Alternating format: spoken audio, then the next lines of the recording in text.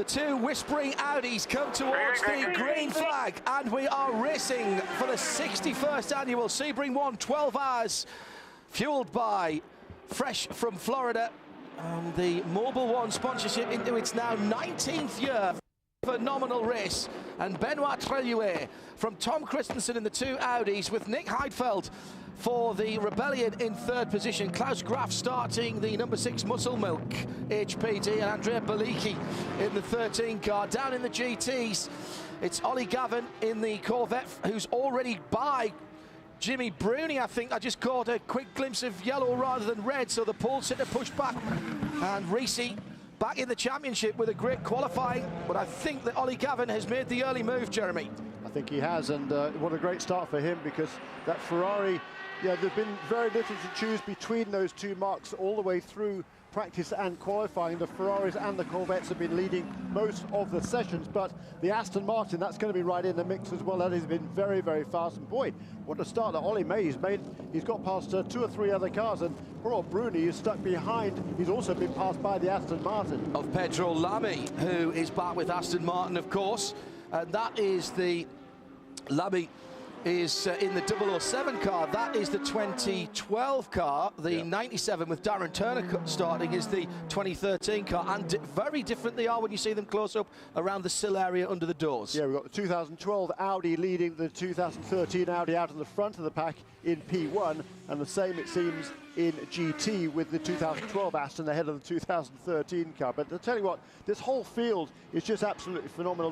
The total differential between first and second of qualifying in all 5 classes was about just over 6/10 of a second. Oh, well, when you added them all up? Yeah. No way. Yeah, well, yeah, 6 or 7 tenths, and 3/10 of that was in GTC, funnily enough. Andy Lally put that stunning lap in, as we heard Patrick Dempsey talk about it a few minutes ago. But it's all, I think all of the classes are going to be tremendously closely fought. Hearing there might be an issue in the 81 Dragon Speeds LMPC, the Continental PC category, with Pierre Caffer on board, right rear issue on that car.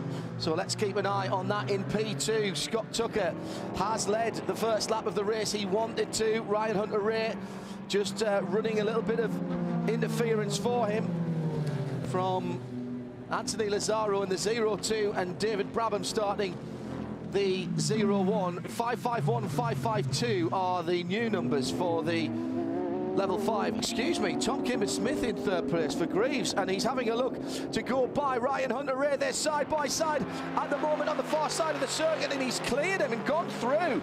The Greaves on Dunlop is going to have to defend going into turn 10, and went the long way around there. I'm not sure that I thought he was going to make that, if I'm honest, Jeremy. They come to what used to be the Water Tower turn. He did indeed defend it, didn't he? He took Ryan Runaway over to the grass on the right-hand side of the track. This is a 12-hour race, boys. It's not a 10-lap race, but tremendous start there. And yeah, in most of the classes now, we've got battles going on as we expected. Andy Lally still leads that GTC class, but he's got Jerome Blekemoller right behind him. And Jan Halen has done a super job there for the JDX team to get that car up into third place ahead of Sean Edwards, who was the pole sitter last year. Now let's remember, we were talking about the tyres. There's going to be a pass, another pass for position here, as down the inside goes Anthony Lazzaro, and has a look down the inside. And as they come across the line, Scott Tucker is going to be passed, as well as Tom Kimber-Smith then goes to the head of the group.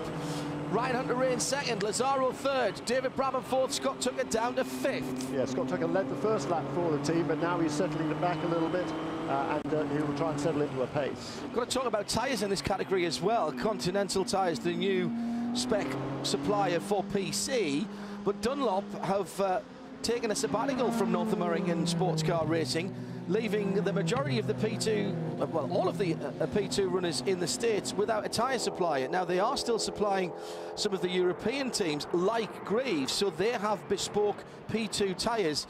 They don't have that in on the American Le Mans Series runners. They're making do with Michelin's tyres, which are effectively customer tyres, not bespoke tyres. That's true. So Michelin, even their tyres from a couple of years ago, I think will still be competitive in P2. But certainly Dunlop has worked hard over the last year or so, but they don't really have a lot of competition these days in P2. It's mainly become a Dunlop class. So I don't think Michelin has done quite as much as development, certainly as in the past.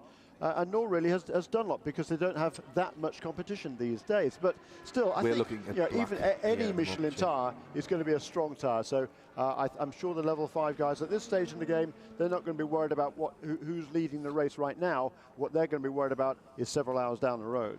2.7 seconds, the gap between this Audi and its teammate as he goes across the line. Ben Trelliway from Tom Christensen.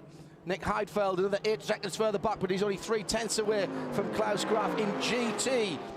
The battle has really hotted up with Ollie Gavin, John Bennett just between them, and then Jimmy Bruni. As the Aston Martin then has got ahead, so Pedro Lamy is now up into second position. Yes, sir.